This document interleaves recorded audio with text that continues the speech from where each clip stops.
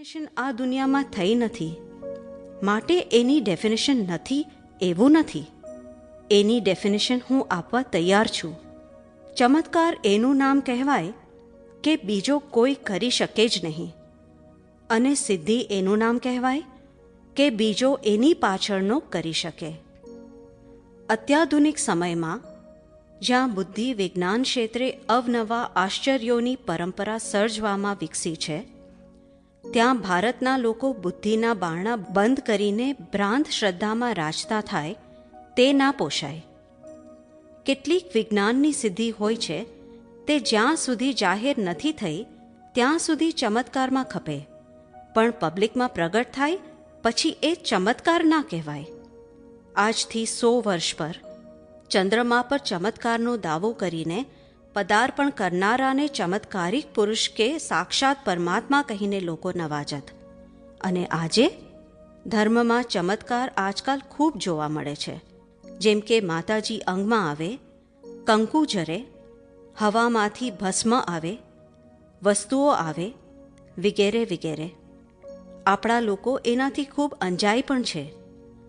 થોડીવાર માટે અંતસ્કરણ ત્યાં સ્તંભિત થઈ જાય ને દુઃખ બધા ભૂલી જવાય ને આશાનું એક નવીન કિરણ પ્રગટે કે હાશ, હવે મારા બધા દુઃખો જશે. દેવદેવીઓની કૃપા વરસી. પણ થોડાક જ સમય પછી જુઓ તો બધું એમનું એમ.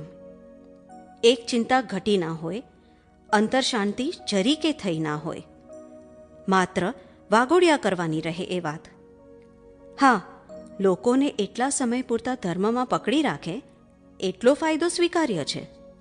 જાત જાતની કૌટુંબિક, સામાજિક કે વ્યક્તિગત ઉપાધિઓમાં ચોગરદમથી ઘેરાયેલા છતાં શાંતિથી જીવવા ઝઝૂમતા મનુષ્યોને જરૂર છે બળતરામાંથી ઠંડક ભણી દોરવાની, અંધકારમાંથી પ્રકાશ ભણી દોરવાની, નહીં કે આછા પાતળા અજવાળાને અંધારું ઘોર કરવાની.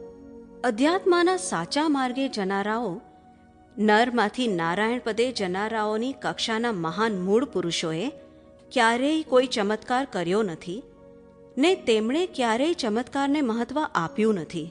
પાછળના સંતો ભક્તો સામાન્ય સમજી શકાય એવી વાતને પણ એક્ઝેગરેટ કરીને ચમત્કારોમાં ખપાવે.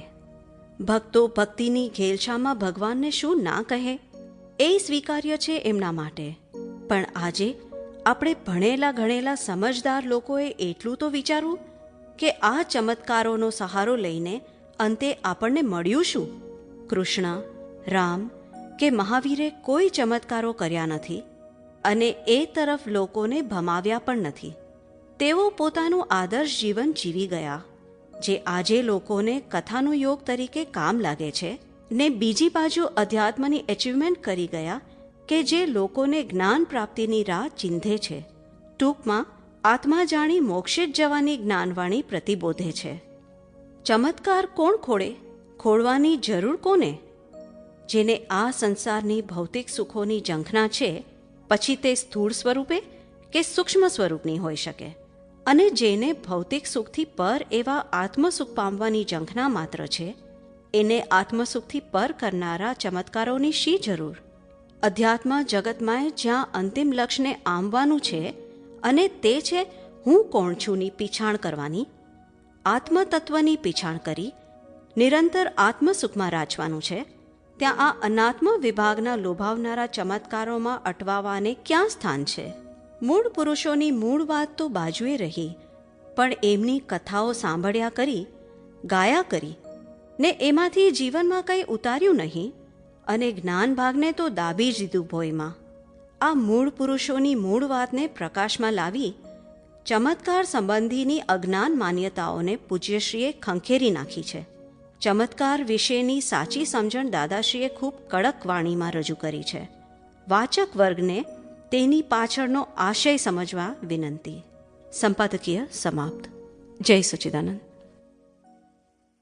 દાદા ભગવાન પ્રરૂપિત પુસ્તક ચમત્કારનું વાંચન. ચમત્કાર કોને કહેવો? આધ્યાત્મિક સાધના કરવા જતાં ચમત્કાર જેવી શક્તિ આવે છે, તે વાત સાચી કે ખોટી? ના, એવું છે. આ ચમત્કારની ડેફિનેશન સમજો.